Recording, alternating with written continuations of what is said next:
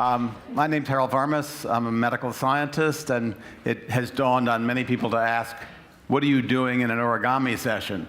Well, this is a product of Ben Rosen's whimsy to put me together with a distinguished origami expert, Robert Lang, a Caltech-trained physicist who is one of the leading proponents and executors of the origami art in the world. And I asked myself, after being cajoled by Ben to do a session in which I knew very little, to learn something about origami by looking at Robert's videos online. I urge you to do some of that. And by thinking myself of how much folding affects my own life as a scientist.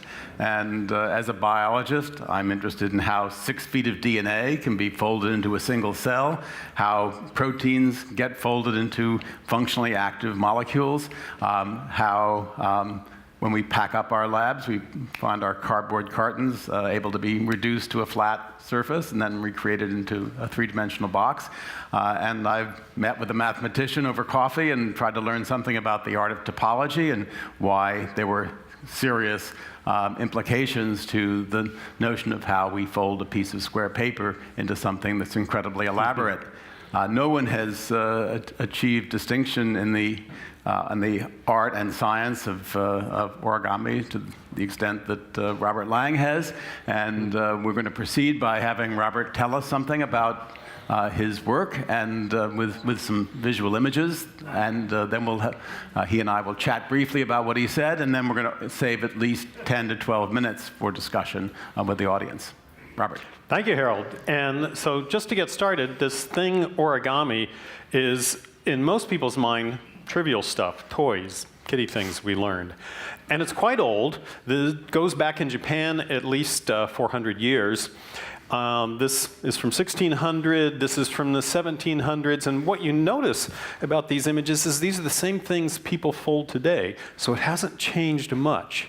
But in the middle of the 20th century, this man, Yoshizawa, came along and began creating new works, thousands of works of life and beauty, and he also created a language that let us communicate, build, and share origami, and that allowed origami in the latter part of the century to change, to move away from flapping birds and kiddie toys to things a lot more complicated. Because this is one uncut sheet of paper. It's one of my designs. And modern origami can be lifelike with horns and hooves and things that you might not even think was folded paper. And that raises a new question of what really changed. And what I say changed is math came to origami. And my artist friends get upset. They say, hey, how dare you accuse me of using math? But what I mean is artists and mathematicians and people everywhere on that spectrum began using ideas from math into origami. And that leads to what might be the central question of me being on this stage. What's a nice physicist like you doing in an art like this? Because although origami's been my passion since age 6, my background is science, electrical engineering, applied physics. I did laser work for many years at JPL and spectrodiode labs in Silicon Valley. But origami I'd been doing all along, and I began taking the tools I'd learned for lasers and applying them to origami. And one of those tools are mathematical, and in math, one of the things we do is write equations. So here's an equation of origami. You start with an idea, you combine it with a square, you get an origami subject. And that seems ambitious can you even get that level of detail? But you really can. And the way we do it is break it down into steps. So I go from an abstract idea of an insect to a mathematical abstract, a stick figure, then use that to create a subject that has the shapes that you want, and then refine that shape into the finished figure. And that first step is easy, because we can all draw stick figures, and that last step is easy, because you can bend legs to give them the right shape. But the middle step, going from the stick figure to the base, that seems hard. It's the hard step. How do I take a specified bunch of flaps and turn it into a stick figure? But one of the things we do in science and engineering is when we get a hard problem, we say, let me start with the easiest version of that problem. And the easiest version of how do you make a bunch of flaps is how do you make one flap So to make one flap, I would take a sheet of paper and I'd fold it in half and until it's long and skinny, and then I say, well, that's a flap. And you say, well, how much paper do you need to make the flap? And if I say the flap is just that end point, I unfold it and I look at the boundary of the flap and I can see it's just that upper corner. Well, if I make my flap skinnier and skinnier, that boundary becomes a quarter of a circle, and that tells me ultimately a circle, or a part of it, is what I need to make a flap. And if I look at other kinds of flaps that come from the middle of the paper or the edge, might need a half circle, might need a full circle, but really there's only one idea there. That's another thing we do in science. We unify disparate ideas, and the unification here is any flap comes from a circle. So now if I want to make the mini flaps, I want to take on the hard problem, I can do that just by laying out many circles on the paper. And if I lay out my circles, I can use that as a framework to construct a crease pattern that gives me a base that has the right number of flaps of the right length in the right place to make the thing I'm after. And so then when I take my paper, I can fold it. And the process I've described can be pinned down so systematically that we can actually write a computer program, which I've done, so that you can draw your stick figure and it will compute a crease pattern, and that crease pattern does fold into that shape. Well, you can tell that kind of by looking, right? I'll claim that those two regions in the center, those are front legs. Antlers are at the top, ears are on the sides, and if you take that pattern and fold it, you'll get a base, and with a little more shaping, you can make a deer. If you want longer antlers on your deer, just use bigger circles or rearrange them to make a moose. And techniques like this revolutionize the world of origami. So yes, we could make beetles, or beetles with horns, or even beetles with feathery antennae. We could make a praying mantis, and if that's not ambitious enough, make 2 praying mantises from a single sheet of paper. But more than just bugs, we can put the feathers and feet on a dancing crane, the face on an owl, claws and teeth on a grizzly bear, toes and eyes on a tree frog, shell on a Galapagos tortoise, or 400 spines on a cactus. And that cactus is from a single sheet of paper that's green on one side, red on the other. So you can actually get multiple subjects from the same sheet of paper. Man playing guitars from a single sheet. The man playing a bass is from a single sheet. And you might look at those and say, well, a guitar and a bass are pretty simple instruments. So can you do a more complicated instrument, but still do it from a single sheet of paper? And the answer is, yeah, we can.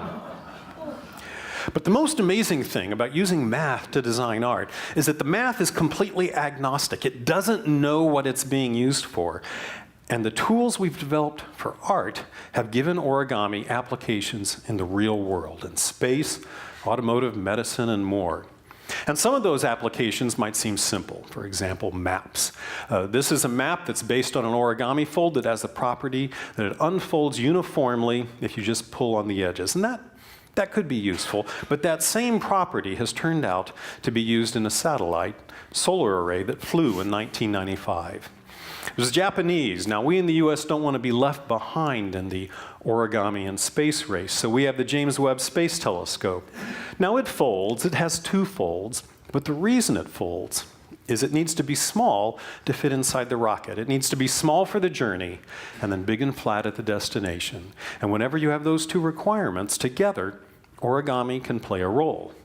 Now, JWST has only 2 folds, but engineers at the Lawrence Livermore Lab had an idea for a much larger telescope, 100-meter telescope, one the size of a football field. But it still had to fold. Now, the first question is, how do you fold a glass lens? That's not too hard. You can cut it up, you can put flexures in, you'll lose a little bit of light, but it will still work. But what fold pattern do you use? Pie slices is not going to scale to 100 meters. But there are origami patterns that fold up very nicely. And so I developed some code that described a family of this pattern, analyzed it, eventually modified it to create something that scales from 5 all the way up to 100 meters, and then used that for the first generation prototype, shown here, fully functional lens and its test range in Livermore. NASA JPL is using origami patterns to make a design for a telescope component called Starshade that folds up in this same way. But small for the journey, large at the destination. You don't have to go to space to find that problem. Oru Kayak is a kayak you can carry to the water's edge, unfold it, clip some straps, and you have a fully functional kayak.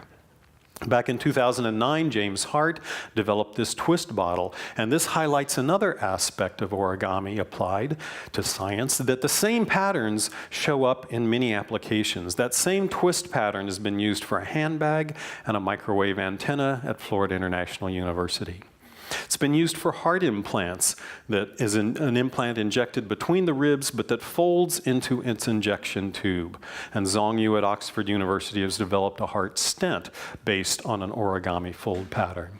At Northeastern University, I've worked with people who are developing an artificial liver, where you seed a membrane with liver cells and then fold it up into a conformation that matches the real liver. And here's some of the cells, or some of the membrane patterns. They're quite small. In fact, we have to sandwich the material between paper and then fold it to get a tiny little pattern. When you get to these tiny little patterns, you run into a new problem of how do you fold them. And the usual solution is you give it to a grad student, say. But even grad students have their limitations. So Michael Dickey in North Carolina State is developing origami that folds in response to light. And they've even shown that they can get different colors of light to actuate different folds. Going even smaller, my collaborators at University of Massachusetts have made things that fold using hydrogels. So we can take an origami pattern, do photolithography, and then by raising the temperature, put it in water, and it will unfold as you raise the temperature and then refold if you lower the temperature. And this is microscopic. This is 400 microns in size. It's the world's smallest flapping bird. It's so small you can't even see it with your naked eye. But we can go even smaller with folding. 10 years ago, Paul Rothman invented the field of DNA origami, folding DNA. These are atomic force micrographs of folded DNA, and if you say, why would you make a DNA smiley face? It's so they'll put the picture on the cover of Nature when the article is published. But this launched an entire field, and just this few years ago, Carlos Castro at Ohio State demonstrated origami DNA folding around a anti-cancer drug. Cancer cell swallows the drug, unfolds it, drug kills the cancer cell. And even the ideas from origami have found use, such as this in the use of airbag simulation, which uses the ideas based on those flaps and insects. And using origami ideas, you can figure out how to flatten and therefore simulate the inflation of an airbag. So some of the applications of origami are mundane. The simple trailer tail cuts wind resistance. Some of them are out of this world. NASA is developing solar arrays for outer planetary missions, and this is something that's in development now for NASA. But the idea I want to leave you with is this notion that many of these concepts from origami and math came about not because someone was trying to build a better satellite or a better airbag or a heart stent, but because they were pursuing it for its own sake, because they were curious, because it was fun. And that's the idea, that things you pursue because they are interesting very often turn out down the road to have real life practical applications that might increase the store of knowledge or even save a life. Thanks.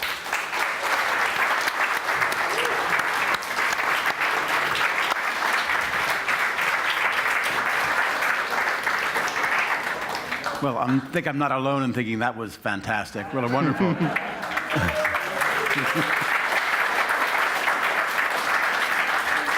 But before we move to the audience, I'd like to get some clearer sense of what it's like to be a scientist in this field thinking about the next problem.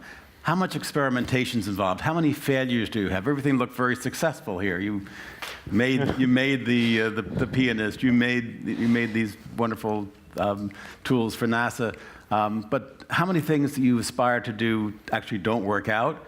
And are there challenges for the master origami artist or scientists that have not yet been achieved that you're dreaming about? Because I'm always trying to be on the cutting edge, which means probably 2/3 of the things I try are failures. so to speak, but they're successes in another way because I learned from them. The whole process of developing the circle theory and the computer programming, and that took place over maybe almost a decade to develop that theory. Is that something you do on your own, or are there students and trainees working in your lab? At that time, it was on my own. It was when I was a working laser physicist. I was doing R&D on diode lasers. I'd come home and I'd do origami on nights and weekends. And I'd write my program. Let me ask a mundane question about this. Is there grant support for this kind of activity before you actually get to the point of having a contract from someone who wants you to make a new drug delivery device? There wasn't when I was working on it in the 90s, but amazingly, throughout the early part of the 2000s, origami, mathematical origami, was starting to get known and having successes. And that led to the National Science Foundation in 2012 funding one of their EFRI programs, the Directorate of Engineering. They funded 13 university groups over 2 years with 4-year contracts to investigate applications of origami. Most of those contracts ended a couple years ago, but origami had had enough successes by then to justify this, and that was a huge boost to the improvement. A lot of the results that I showed that were things I had worked on were through these NSF projects on the scientific side. Is the field of origami experts large enough to provide a peer review panel to review your grant applications? It is. People can review, they don't have to be origami experts, they have to be experts in the fields that origami is affecting. So the grant applications are reviewed not how good is your folding, but it's how good is your chemistry, how good is your mechanical engineering, how good is the physics of the thing you're trying to apply origami to. And just let me go back to the original long-range intent of that first question, which is, are there unsolved problems out there, fundamental problems that you're still trying to see a way to solving? Absolutely. One of the areas that has seen relatively little work is developing the tools to design curved folding origami. But there's still open problems in the kinematics. How do these things fold with rigid materials, and how can you make things that have only a few degrees of freedom so they can only open in one way and not accidentally open the wrong way if you're trying to make it deployable. So those are two fairly large areas, and then there's quite a bit of material science still to be done. When we try to move away from paper, which we need to for most of these applications, what kind of materials do we use to make the folds, to make actuators, make things that are biocompatible if we're trying to make medical devices and the like? Yeah, well, the material question is what I wanted to bring up as a final question before we open it to the audience, and that is, you've mentioned this morning at least 400 years of history in Japan. We talked this morning at breakfast about the possibility that origami actually had even earlier origins. How much did the nature of the material that we now call origami paper matter in those early efforts? And the other aspect of this is the shape of the starting material. One of the things that I always find fascinating is you always start from a square, two-dimensional object, and then you make it into a three-dimensional object. What happens if you start with a rectangle, a triangle? Can you start with a curved piece of paper? Does it have to be paper? What are the dynamic consequences of using other kinds of materials? Well, let's see. So it's a lot of questions. Let me start with try with a couple. Yeah, let me start with the shape. The shape is easiest to deal with. Although the square has become the most common shape, it's not especially required. And there are origami patterns that make use of the geometries of, say, equilateral triangles or rectangles. Silver rectangle, A4 paper, is very popular, actually, because it has nice geometric properties. And so there's origami from many other shapes. And particularly in applications, we don't use squares. Telescopes are round, for example. But the material matters a lot. And paper, even the paper done 400 years ago or older, has this wonderful property that very few other materials have. If I take paper and I fold it and I make my crease sharp and I unfold it, then that paper is very happy to fold the other direction in that crease. So I can establish a fold going in a direction different from the direction I actually made the fold. Most other materials won't do that. Metal won't, plastic won't. And it makes it a lot easier to fold the shape, making use of that capability. And that almost certainly helped the development of origami those hundreds of years ago. Right. I think anybody who wants to practice this can make the water base, which is a very simple origami trick. You can find it in almost any online version. You can see the ability of paper to go in two directions. Yeah. There may be some aspiring origami people out here now who want to go back and try it themselves. Is there a place people should go online to get materials that would be a good starting point? Well, if I can echo our aperitif introducer, books are the best. Buy my books. But in fact, there are... That's for the instructions, but then for the materials. Oh, so for the materials. Well, turns out the other great thing is, from basic origami, almost any paper would use. The note paper here has that same property. But there are great online sources of origami paper, specifically high quality. Origami USA, the American National Origami Society, at origamiusa.org. There's also online shops, origamishop.com and the like. But you told me this morning you get your paper from another origami artist who pours his own. And I think the folks in the audience might be interested in becoming paper makers. If folks want to become paper makers, that's great. Let me just tell you, I've been taught by a master. It's really hard. I'd much rather let him Don't discourage these do people. it. Yes. But the paper that I was mentioning, it's called Origami Dough Paper, made by Michael LaFosse, an artist in Haverhill, Massachusetts. And he sells his paper through origamishop.com. And that's, in fact, where I often get it. Questions from the audience? I see lots of hands right in the back. Wait for the microphone. Thank you. That was an inspiring and beautiful presentation.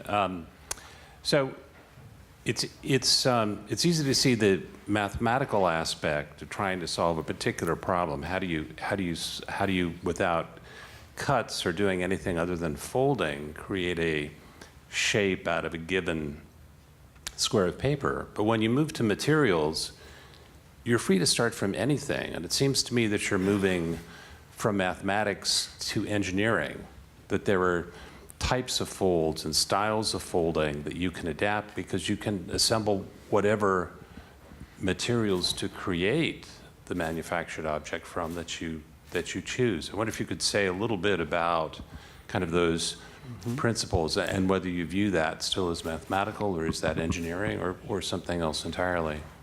Yeah, that's a good question. The point you've touched on goes to the very initial engineering design, which is what's the best tool to solve this problem? And if part of your arsenal is cutting and gluing and 3D printing and molding and so forth, very often those other tools and technologies will do a better job than folding. So the problems that origami has a particular application to are ones where the underlying engineering requirements drive you toward a sheet-like or folding solution, where the cost of cutting and gluing is somehow high. And to give an example of a project developed by my collaborators at BYU is a ballistic barrier, a bulletproof barrier for law enforcement. And there they wanted to fold it from a single sheet so that there were no seams, because any seam is a potential weak point. And so that was a case where the application drove one toward a folding solution. Question right here, lady, the fifth or sixth row. Yeah, you. Wait for the microphone, please. Here it comes. Okay, thanks. You said that as a child you became interested in origami. Can you tell us a little bit about what happened when you realized that you could use the application for something else? Sure. That realization actually came quite late in the process, in the late 1990s. By that time, I had, working as a hobbyist, I had written some mathematical papers about the theory of how to design origami. And that got my name into the technical literature. So when the Livermore engineers doing that big telescope started doing their literature search, as good engineers, they said, let's see if there are solutions out there that we can adapt rather than reinventing the wheel. They found my papers, and then they contacted me, and we got together. And that kind of kicked off the connections to applications. But then one thing led to another as more papers got out, more results, and so forth. Yes, Dwight, over here. I'll defer to Donna. I was going to call on her next.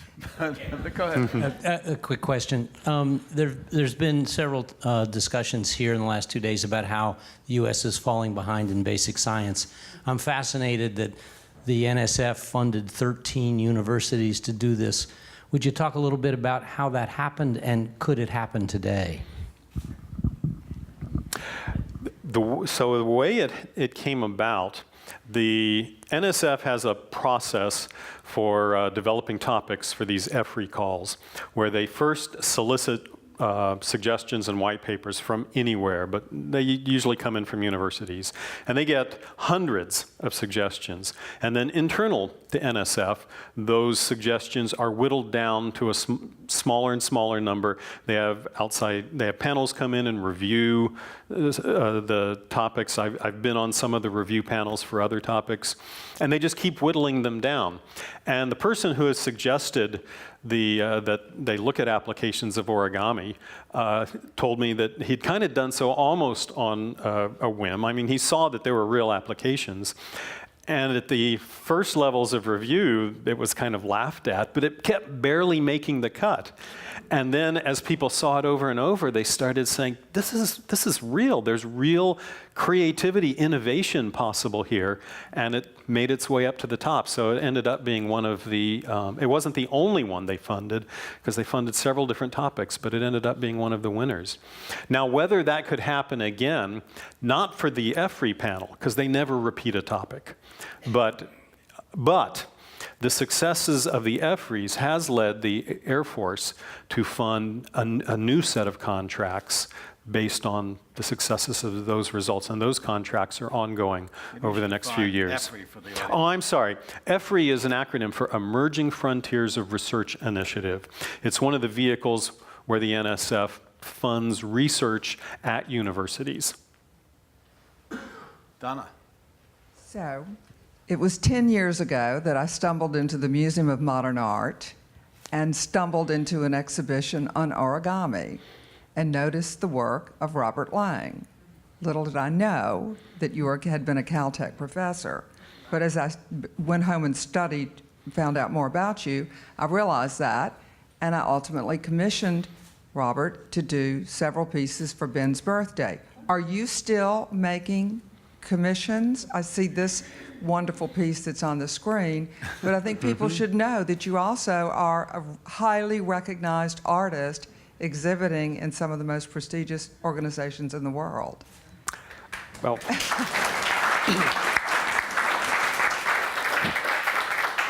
So yes, I am still doing commissions, so contact me through my website if you're interested. But let me mention this one, because this is a collaboration with a sculptor in Santa Fe named Kevin Box, where he's a bronze sculptor, and we have worked together to translate origami into bronze, stainless steel, and aluminum. This flying piece is installed outside Los Alamos and in White Rock, New Mexico, and it has a special significance because it is a crane, and the crane has become a symbol of peace and a symbol of never again use atomic weapons. And so there was a special significance to being able to install a crane, but now not the traditional crane, a very ornate, complex origami crane outside of Los Alamos. Yeah. All right, let the lady right up front here. Yes, thank you. And you. Yes. So am I... Just pass the microphone back after you're done. Okay. In my limited experience with folding, I've noticed that there are some interesting forces that occur during the folding process, and how do you analyze those? Because sometimes they can produce fairly large stresses on unexpected places, I guess. Or do you analyze those out? Yeah. Or So that is a wonderful point, because it touches on Harold's question of open problems. When I'm folding, I have an intuitive sense of how to avoid getting stress concentrations that might cause ripping the paper, but that's purely based on intuition. And there is not yet a good mathematical framework for addressing that problem. That's one of the big open questions that you ask about. Ms. Spalding. If folding applies to the origins of the universe? as it turns out, there's a cosmologist named Mark Nair who looks at the evolution of dark matter, not the origins of the universe, but the ongoing evolution of the universe. And he specifically is modeling the effects of dark matter in large-scale galactic evolution. And what he has found is that patterns emerge that are the three-dimensional analogs of two-dimensional origami patterns. And he's even got some papers showing the origami patterns and their dark matter equivalents. I think all of you are going to find during the day that everything in life is a problem of folding.